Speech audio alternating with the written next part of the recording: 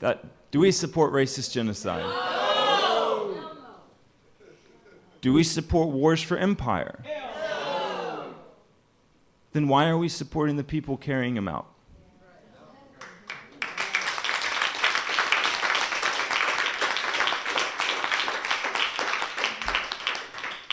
The first time a German person looked at me in the eyes while I was still on active duty and told me that my war of aggression was racist genocide, I nearly punched this individual in the head. And I considered myself a very progressive person in the military who was already against the war in Iraq. And I wanted to punch this guy in the head. I thought, how could you be so insensitive to the sacrifice of soldiers and of veterans having to go to these countries for a year, 2 years at a time, and be involved in violence? How could you say these things about us? Don't you know how many people are coming home dead? Don't you know how many are coming home wounded? And he said, yes, but it doesn't change the fact that this war was conceived on a lie. It is being made possible using racist, ethnocentric framework, and it is a result of an imperialist policy. And if I don't tell you, who's going to do it? I wish somebody had have told us these things during World War II and in the days leading up to it. Because you're leading up to World War III, young man, and you have a responsibility to resist. And of course I didn't agree with them. It was beyond my capacity to understand at the time. I didn't get it. Genocide to me was not an American phenomenon.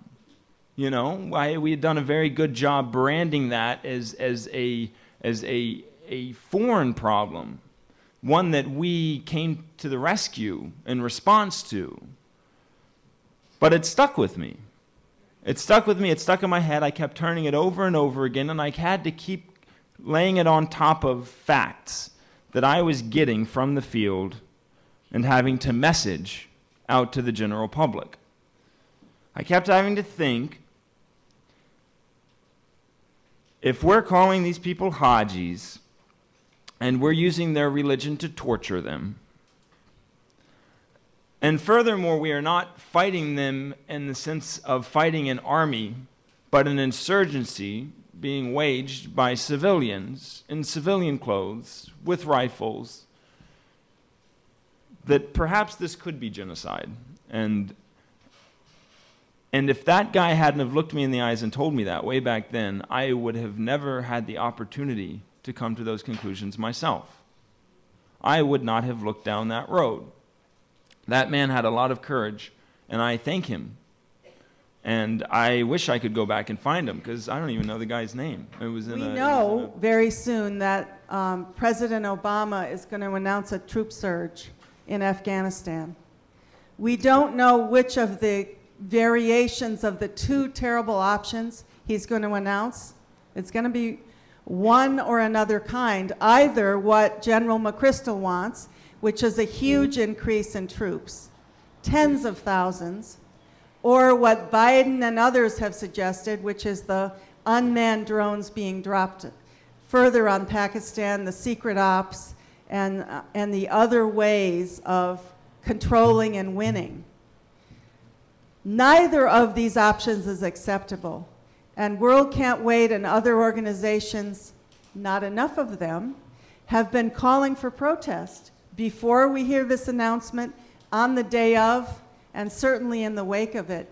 And how is the whole world going to hear, hell no, not in our name, a further surge in Afghanistan? We want this occupation over. We want the occupation of Iraq over. People don't listen to speculation about legality, nor what I do, morality. I'm a philosopher of ethics, so I talk about morality and the morality of war. People don't want to listen to that. They want to listen to their pocketbook. So maybe national interest and personal interest is where we need to go with this. But we need to keep in mind, of course, that even if this war was making us money, even if we had all sorts of endless supplies of money whereby we can fight this war, it's still wrong. And we shouldn't do it.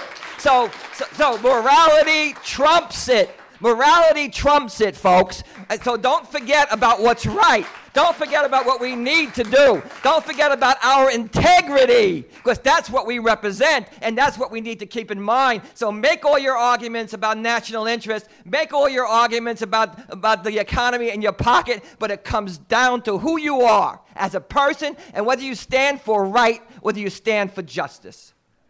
We lost a lot of leaders in the anti-war movement because they all decided that the Democratic Party was going to pull us out of this. In 2006, everyone went to the polls and voted in an overwhelming majority for the Democrats because their mandate was to end the war in Iraq. The Democratic Congress voted 10 more times to fund that war.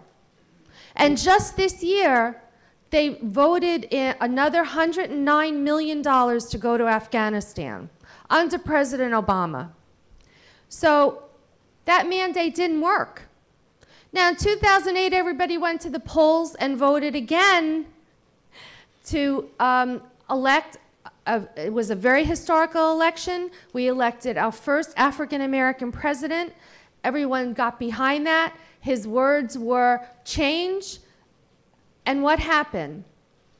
He has done all of these things. 41 drone bombings since he's been president that we know of. And now considering sending 45,000 more troops into Afghanistan. Well, on the one side of the power structure, you have these Republicans and these fascists. And they are organized all the way up and down, right into their base in cellular structures and very, very, very virulent and mobilized. And then on the other side, you have these Democrats who have the same objective interests, as my first point indicated, the same interests of empire, but on the other hand, their job is to represent the women in society, the minorities in society, the immigrants, the enlightened progressive strata. And yet, they don't mobilize this strata because this strata here is very angry at what's going on. And they tell these people every time, and they tell us that, well, if you would just vote for us, you won't be voting for them. But they don't want to mobilize this force, and why not? Well, because the thing about them is that they're really, really afraid of calling into the streets the base of people that they appeal to and who vote for them. The last thing in the world they want to do is call the people into the streets to protest this battle, to protest these various things. This is something, and it's just over and over and over again, and I think we should get into this in the discussion. Why not, and what are they afraid of?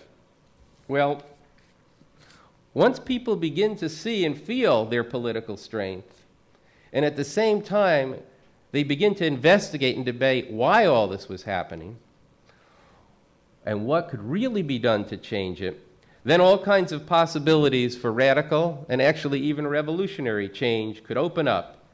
And for every section of the ruling class, this is a far worse nightmare than going along with what's happening right now and letting this course proceed unimpeded. And the only way for us to get out of this is to get out of it. Now, fundamentally and in an overarching way, to get out of imperialism requires a revolution in a whole different social system and breaking that stranglehold of imperialism around the world.